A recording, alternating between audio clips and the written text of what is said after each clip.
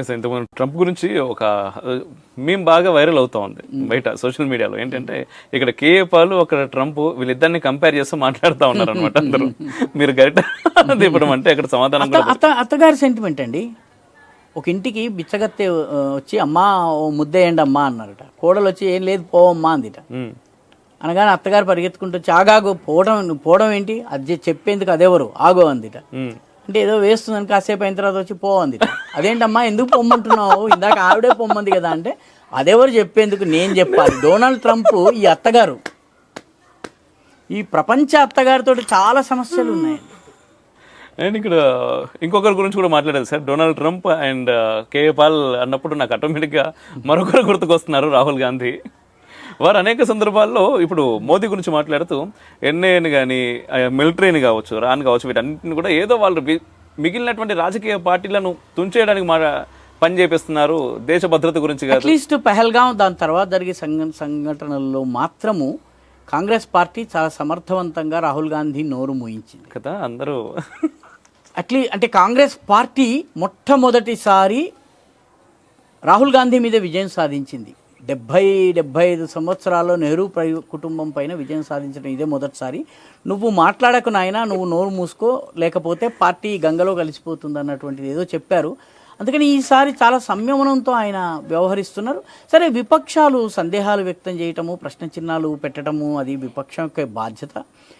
దేశ భద్రత విషయంలో కాంగ్రెస్ కూడా ఈసారి కలిసి వచ్చింది. దేశ భద్రత, దేశ రక్షణ, పాకిస్తాన్కి గుణపాఠం చెప్పే విషయంలో కాంగ్రెస్ పార్టీ కూడాను, సమాజ్వాదీ పార్టీ, కాంగ్రెస్ పార్టీ, ఆఖరికి కమ్యూనిస్ట్ పార్టీ కూడా వేరే మాట మాట్లాడలేదు. అది భారతీయ ప్రజానీకంలో ఉన్నటువంటి ఏకాత్మతకి నిదర్శనం. అంటే ప్రజలు పార్టీలను దారికి తీసుకొచ్చారని నేను భావిస్తున్నాను. కాబట్టి అన్ని పార్టీలు ఈసారి ఈ పార్టీ దేశానికి వ్యతిరేకంగా మాట్లాడింది అని చెప్పడానికి లేదని అన్ని పార్టీలు ప్రభుత్వం వెనక నిలబడింది. నిజానికి యుద్ధ సమయంలో దేశంలో పార్టీలు ఉండవు, ప్రజలందరూ ఒకటే పార్టీ, భారతదేశం పార్టీ. కాబట్టి అలాగా రాహుల్ గాంధీ కూడా ఈసారి ఎక్కువగా ఏమీ అనలేదు. యుద్ధము ఆగిన తర్వాత ఏమన్నా అంటారు అనేటువంటి అవకాశం ఉంది. ఎందుకంటే తిట్టే నోరు తిరిగే కాలు రెండు ఆగవు కదా. ఆయనకి మధ్య మధ్యలో వియత్నాంకో లేకపోతే కొలంబియాకో వెళ్ళాలి ఆ కాలుకి, అలాగే నోటితో తిట్టాలి. ఆల్రెడీ కుల గణన గురించి ఈరోజు కామెంట్స్ చేశారు. ఢిల్లీలోనో ఎక్కడో మొత్తానికి కులగణన గురించి కామెంట్స్ చేశారు. కులగణన ఆయనకు చెందినటువంటి 2 రాష్ట్రాలు చేసినాయి, కర్ణాటక, తెలంగాణ. కర్ణాటక ఉదాహరణ చెప్పడం లేదు, తెలంగాణ చేసింది అది అట్లా చేయాలంటున్నారు. కర్ణాటకని ఎందుకు చేయటం లేదు? కర్ణాటక కులగణన తప్పని అంటున్నారా ఆయన?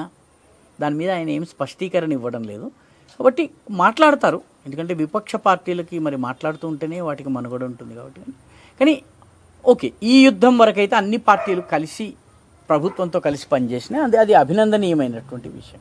సార్, అండ్ ఇంకొకటి సార్, ఇప్పుడు నేషనల్ సెక్యూరిటీ విషయంలో కానీ విదేశాంగ విధానం విషయంలో కానీ ఈ 10 సంవత్సరాల్లో వచ్చినటువంటి మార్పులు ఏమైనా మనకి దీనికి ఉపయోగపడ్డాయంటారు? ఇంతకుముందు ఏ యుద్ధం జరిగినా పాకిస్తాన్ తోటి organisation of Islamic cooperation OIC ఏదైతే ఉందో అది పాకిస్తాన్ పక్షాన ఉండేది. ఈసారి 5 రోజుల యుద్ధం ఏదైతే ఉందో ఇస్లామిక్ దేశాలు ఏవి కూడా అజర్బైజాన్, టర్కీ మినహాయించి మరే దేశము పాకిస్తాన్కి మద్దతుగా మాట్లాడలేదు. సౌదీ అరేబియా అంటే ఈరోజు ముస్లిం ప్రపంచంలో గొంతుక ఉన్నటువంటి, జేబులో ఇలా చేయి పెడితే డబ్బు తగిలేటటువంటి దేశాలు ఏవైతే ఉన్నాయో, సౌదీ అరేబియా కానీ, యునైటెడ్ అరబ్ ఎమిరేట్స్ కానీ, ఖతర్ కానీ, లేకపోతే బహ్రెయిన్ కానీ, ఈ దేశాలు ఏవి మాట్లాడలేదు. ఈజిప్ట్ పెద్ద దేశం మాట్లాడలేదు. ఇండోనేషియా చాలా పెద్ద దేశము, అత్యధిక ముస్లిం జనాభా ఉన్నటువంటి దేశాల్లో ఇండోనేషియా ఒకటి సైలెంట్గా ఉంది.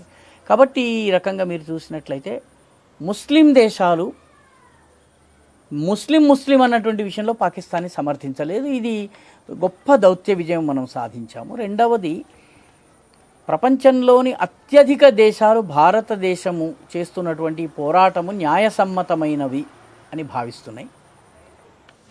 మూడవ ముఖ్యమైనటువంటి విషయం ఏంటంటే, ఈసారి యుద్ధంలో మన బ్రహ్మోస్ కానీ, మన డ్రోన్స్ కానీ, మన స్కై స్ట్రైకర్ డ్రోన్స్ కానివ్వండి, మన ఆయుధాలు కానివ్వండి, మన ఆకాశ్ తీర్ సిస్టమ్ కానీ ఇవి పనిచేసిన తీరు చూసిన తర్వాత ప్రపంచంలో చాలా దేశాలు ఇప్పుడు ఇండియాకు వచ్చి తలుపు తట్టుతున్నాయి. బాబు మాకు కూడా అమ్మండి, మాకు కూడా అమ్మండి, మాకు కూడా అమ్మండి అని అంటున్నారు. కాబట్టి ఇది దేశానికి ఆర్థికంగా కూడా ఉపయోగపడేది, అదేవిధంగా ప్రపంచంలో లీడర్షిప్ని కూడా ఇస్తుంది. అమెరికా అంత తొందరగా భారతదేశంని సమర్థిస్తుందని నేనైతే అనుకోను. ట్రంప్ ఉన్నప్పటికీ, ట్రంప్ భారత మిత్రుడని మనం భావించినప్పటికీ, మనలో చాలామంది నేను ఏ రోజు భావించలేదు. కాబట్టి ఇదొక లాభం జరిగింది. రెండవది, మోదీని ఒక అంతర్జాతీయ లీడర్గా ఈరోజు ప్రపంచం గుర్తిస్తోంది, ఇండియాని ఒక పవర్ హౌస్గా ప్రపంచం గుర్తిస్తోంది. ఇవన్నీ కూడాను 2010 తర్వాత వచ్చినటువంటి మార్పుల వల్ల సాధ్యమైంది. Make in India, Atmanirbhar Bharat ఇవన్నీ కూడాను. ఈరోజు యుద్ధము జరిగితే, రష్యా యుక్రెయిన్ జరిగినప్పుడు యుద్ధం మొదట్లో రష్యాకి సంబంధించిన మొత్తం ఈ మాస్టర్ కార్డు ఏవైతున్నాయో, రష్యాలో ఉన్నటువంటి క్రెడిట్ కార్డు లావాదేవీలు అన్నీ కూడాను మాస్టర్ కార్డు వీటి మీద జరుగుతాయి. వాటిని అమెరికా బ్లాక్ చేసింది. తక్షణం రష్యాకి పాపం డబ్బుల లావాదేవీ కూడా చేసుకోవడానికి వీల్లేని పరిస్థితి. ఈరోజు మన దేశంలో అది చేయలేరు. కారణం ఏంటంటే మన యూపీఐ మనకుంది, మన ఆధార్ మనకుంది, మన జీపేలు, ఫోన్పేలు మనకున్నాయి. మన ఆర్థిక వ్యవస్థను ఈరోజు ఏ అమెరికానో, రష్యానో, చైనానో శాసించగలిగే పరిస్థితి లేదు.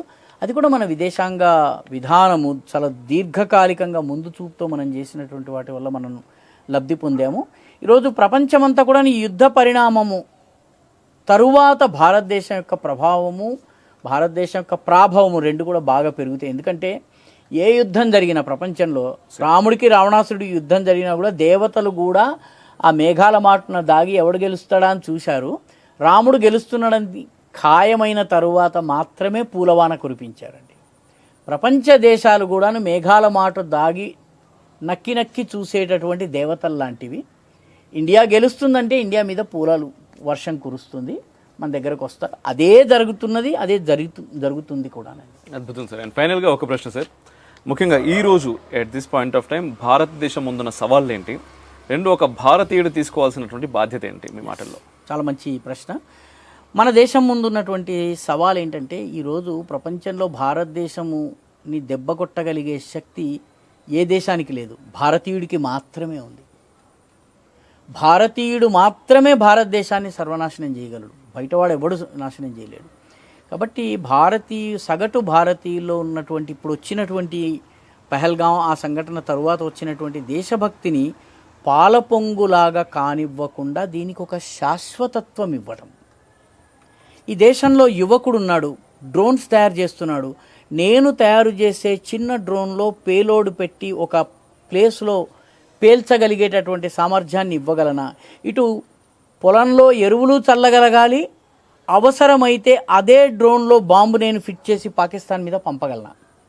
ఈ రకమైనటువంటి ఒక సాధారణ విద్యార్థి కానీ, ఒక సాధారణ ఉద్యోగి కానీ, ఉపాధ్యాయుడు కానీ, లేకపోతే రకరకాల పనులు చేసేటువంటి మనలాంటి వాళ్ళం కానీ, మనందరం కూడాను కంట్రీ ఫస్ట్ అన్నటువంటి ఆలోచనతో ఉండి అవసరమైనటువంటి త్యాగాలకు సిద్ధపడేటటువంటి మానసికత మనం డెవలప్ చేసుకోవాలి.